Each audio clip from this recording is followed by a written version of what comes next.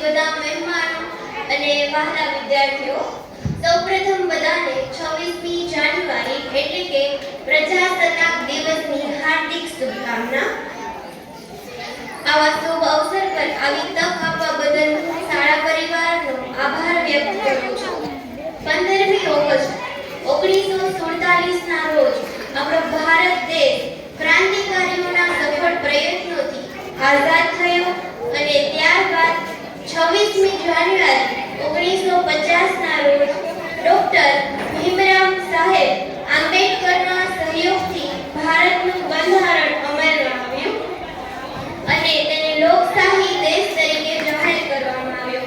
એટલે જ આપણે આ દિવસને પ્રજાસત્તાક દિવસ તરીકે ઉજવીએ છીએ।